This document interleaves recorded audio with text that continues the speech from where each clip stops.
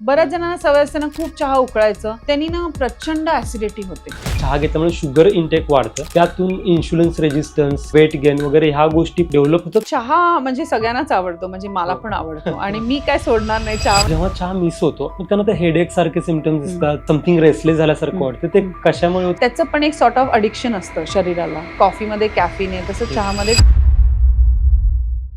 चहा घेतल्याशिवाय माझं डोकं चालत नाही.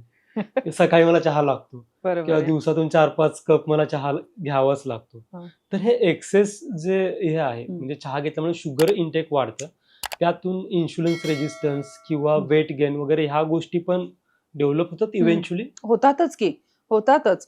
तर ना चहा म्हणजे सगळ्यांनाच आवडतो, म्हणजे मला हो. पण आवडतो आणि मी काय सोडणार नाही चहा. म्हणजे डाएट किती किंवा परफेक्ट न्यूट्रिशन प्लॅन फॉलो करायचा, पण काही गोष्टी अशा ज्या आहेत ते तुम्हाला एन्जॉय करायच्या, त्या पूर्णपणे पण गिव्ह अप केल्या नाही पाहिजे. तेच आहे, तेच म्हणजे तो ब्युटी टॉर्चर आहे. नाही वाटला हा, पाहिजे असं तो म्हणतो. टॉर्चर नाही वाटला पाहिजे. हो. माझ्याकडे किती जण येऊन पहिले बोलतात, प्लीज माझा चहा बंद नका करू. तर नाही, हे बंद करायची काहीच गरज नाहीये. हा. पण आता काय होतं ना, अनेक वेळेला ना माइंडलेसली आपण चहा कन्झ्युम हो. करतो. म्हणजे काय, सकाळी उठल्यावर चहा घेतला, त्याच्याशिवाय काही चालूच होत नाही दिवस. हो. मग 11 वाजता चहा घेतला, मग 4 वाजता घेतला. काय काय तर जण 2-2 तासांनी मी पाहिलंय जेवल्यावरती चहा घेतात दुपारी. तर हे का होतं माहितीये का, बरेचदा ना आपल्याला ना त्यावेळेला ना आपण जर ब्रेकफास्ट नीट खाल्ला नाही तर 11 वाजता परत भूक लागते. मग तिथे काय करायचं, पटकन चहा बनवून पिऊन टाकू. हा एक भाग होतो. मग त्याच्यामध्ये साखर घातली, साखर घातली ना की इट्स रिअली बॅड. आणि दुसरं मी काय म्हणेन ना, की जरी तुम्हाला चहा कन्झ्युम करायचा आहे ना, तरी तो खूप उकळून नका घेऊ. बऱ्याच जणांना सवय असते ना खूप चहा उकळायचं, त्याच्यामध्येच दूध टाकायचं, परत खूप उकळायचं. त्यांनी ना प्रचंड ऍसिडिटी होते. आणि स्पेशली सकाळी जेव्हा तुम्ही उठून अनुशापोटी असा चहा घेतलात तर प्रचंड ऍसिडिटी होण्याची शक्यता आहे. आणि मी गट हेल्थ न्यूट्रिशनिस्ट आहे म्हणून सांगते, पहिल्यांदा मी जेव्हा चहा बदलते लोकांचा, म्हणजे चहा नाही बंद करत, चहा कसा बनवायचा हे पद्धत बदलते मी. ओके, सो उकळून नाही प्यायचा चहा, त्याच्यामध्येच दूध टाकून घेतलं असं अजिबात करू नका. काय करायचं, पाणी उकळायचं, ते पाणी गरम उकळलं की बंद करायचं, त्याच्यामध्ये चहाची पत्ती घाला, गाळून घ्या आणि मग दूध घाला त्याच्यामध्ये. आपोआप तुम्हाला कमी दूध लागतं तिकडे. आणि असा जर तुम्ही चहा घेतलात ना तर तुम्हाला ऍसिडिटी पण कमी होते. आणि जर तुम्हाला अगदीच साखर घालून चहा घ्यायचा आहे तर ठरवा की दिवसभरात मी 2च चहा घेईन, ज्याच्यामध्ये एक ना पाव चमचा साखर असेल किंवा अर्धा चमचा असेल. वेट लॉस करायचं असेल तर स्ट्रॉंग चहा असतो ना तो अवॉइड केला पाहिजे सकाळी. पण मग काही लोकांना जेव्हा चहा मिस होतो, स्पेशली अर्ली मॉर्निंगचा, मग त्यांना ते हेडेक सारखे सिम्पटम्स दिसतात किंवा समथिंग रेसलेस झाल्यासारखं वाटतं. ते कशामुळे होतं? सो ते काय होतं माहितीये का, ते शरीराला सवय असते. ओके, किंवा कारण की चहामध्ये पण असं जसं आपण म्हणतो ना की कॉफीमध्ये कॅफीन आहे, तसं चहामध्ये टॅनिन्स आहेत.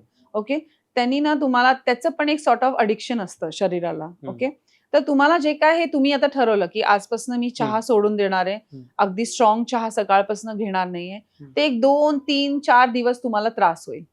Your body is testing you. चौथ्या दिवशी तुमचं जे काही हेडेक वगैरे ना ते पूर्णपणे निघून जातं.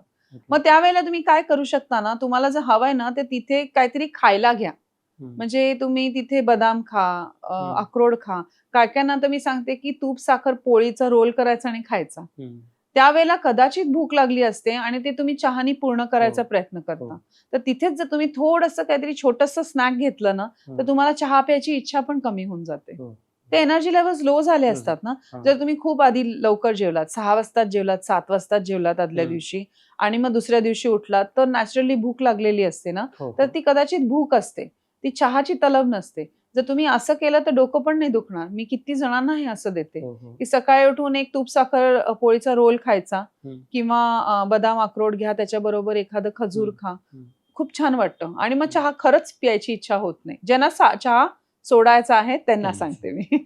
अगदी तुम्ही म्हणताय ते बरोबर आहे पूर्णपणे. म्हणजे युजली काय होतं की ज्यांची मुलं सकाळी मॉर्निंग स्कूल असतं त्या लेडीच्या वरती हे जास्त जाणवते की त्यांना मे बी भूक लागलेली असते किंवा पुढे लागणार असते, ते स्किप करायचं म्हणून ते ओके पहिला चहा घेते वेळ नसतो आणि वेळ पण नसतो ना पटपट काही करायला. हो, तर गरम पाणी प्यायचं सकाळी.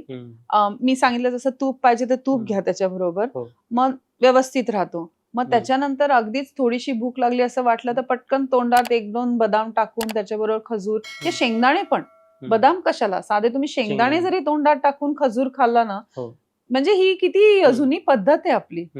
गूळ आणि शेंगदाणे हे एकत्र खायची तर किती जुनी पद्धत आहे. तसं पण करू शकता तुम्ही.